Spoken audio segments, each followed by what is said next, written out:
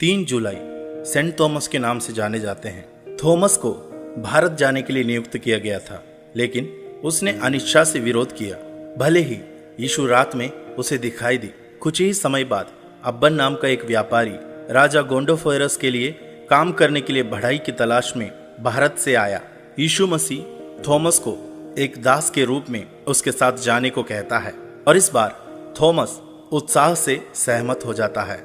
Thomas उस व्यापारी के साथ भारत की ओर रवाना होते हैं। उसे गोंडोफोरस के सामने लाया गया, जिसने उससे उसका शिल्प पूछा।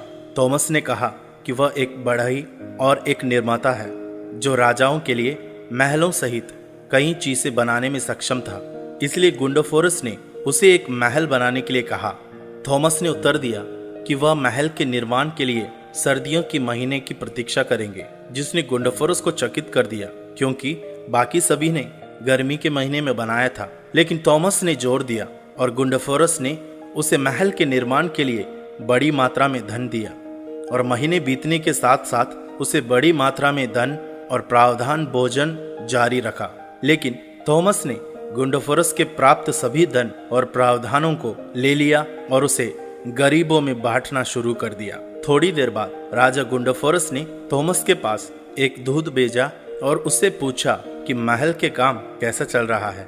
छत को छोड़कर सब कुछ बनाया गया है, थॉमस ने उत्तर दिया। इसलिए गोंडोफोरस ने उसे महल की छत के लिए सोना और चांदी भेजा और थोमा ने परमेश्वर को धन्यवाद करते हुए गरीबों को सब कुछ दे दिया। कुछ दिन बाद राजा शहर आया और महल के बारे में अपने दोस्तों और सहयोगियों से पूछताछ करने लगा। उन्होंने उसे बताया कि थोमा ने किसी महल के बारे में कुछ नहीं किया है, बल्कि वह पीड़ितों को बड़ी रकम देने और बीमारों को चंगा करने और नए परमेश्वर का प्रचार करने के बारे में सोचता रहा है। इस कारण राजा गोंडोफोरस के क्रोध भड़क गया और उसने थॉमस को बुला लिया। क्या तुमने मेरे लिए मेरा महल बनवाया है? उसने पूछा। हाँ, प्रेरित ने कहा। तो मुझे दिखाओ, राजा ने कहा। तब थॉमस ने सिर हिलाया।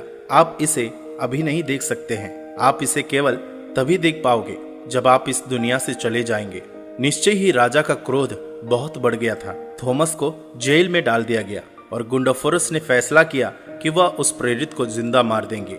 इसी बीच राजा का भाई गाद गंभीर रूप से बीमार हो गया और उसकी मृत्यु हो गई। राजा अपने भाई से प्यार करता था और बड़े दुख के साथ उसके शोक की तैयारी करता था। हालांकि जब वे उसके शरीर पर दफनाने के कपड़े डाल रहे थे, गाद फिर से जीवित हो गया। राजा बहुत खुश हुआ और अपनी तरफ दौड़ा। तब गाद ने गोंडोफोरस से कहा, भाई, मैं तुम्हारे उदार हृदय को जानता हूँ और तुम कैसे अपना आधा राज्य किसी को भी दे दोगे जो मेरी खातिर मांगे।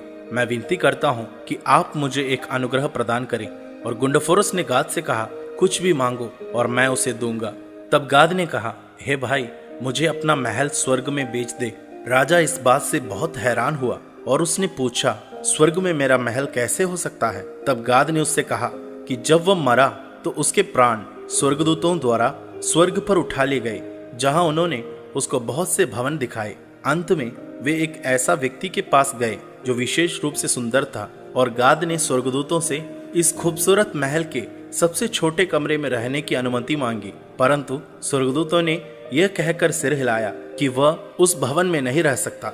इसे थॉमस ने अपने राजा के लिए बनवाया है। तब गाद ने उस स्वर्गदूत से कहा कि मुझे अपने भाई के पास लौटा दे कि उससे भवन मोल ले, और उन्होंने उसे इसी उद्देश्य से लौटने दिया। तब गोंडोफोरस ने अपने भाई से कहा, भाई, उस विशेष महल को आपको बेचना मेरा अधिकार में नहीं है, लेकिन यदि आप ऐसा महल खरीदना चाहते हैं तो यह मेरी शक्ति में है कि मैं आपको इसे खरीदने का साधन दे दूं। इसलिए थोमा को गाद के लिए एक महल बनाने के लिए स्वतंत्र किया गया था, ठीक उसी तरह जैसे उसने गोंडोफोरस के लिए बनाया था। दोनों भाई मसीह बन गए और उन्होंने अपना अधिकांश जीवन गरीबों को उनके शासन में राहत देने के लिए समर्पित कर दिया, क्योंकि यह एक ऐसी खजाना है जिससे सबसे अच्छा महल बनाए जाते हैं। इसके बाद थॉमस दूसरी जगह की ओर यात्रा करता है और उपदेश देने और दुष्टात्मा को बाहर निकालते हुए और यीशु मसीह के नाम से चमत्कार करने के बाद और उसे अंत में राजा मिस्दियस के द्वारा जेल में डाल दिया जाता है। थॉमस प्रार्थना करता है क्योंकि उसे 4 रक्षकों द्वारा उसकी मौत के लिए ले जाया जाता है, जो उसे भाले से उन्हें मार देता है। हालांकि थॉमस की कुर्बानी भारत की पश्चिम तट पर नहीं बल्कि उपमहाद्वीप के दूसरी तरफ दक्षिण पूर्वी शहर मायलापुर में बाद के चेन्नई के पास हुई थी। वहां थॉमस काली देवी के हिंदू पुजारियों के साथ वाद विवाद में आ जाता है, जिन्होंने उन्हें अपनी देवता का अपमान करने के लिए और अपने अनुयायियों को परिवर्तन करने के लिए मार डाला। फिर उनकी हड्डियों को मायलापुर शहर में लाया गया और एक चर्च के अंदर दफनाया गया, जिसे उन्होंने पहले ही वहां बनाया था, जहां 16वीं शताब्दी में पुर्तगाली खोजकर्ताओं ने सेंट थॉमस बेसिलिका का निर्माण किया था, जिसे 1893 में अंग्रेजों ने फिर से बनाया था।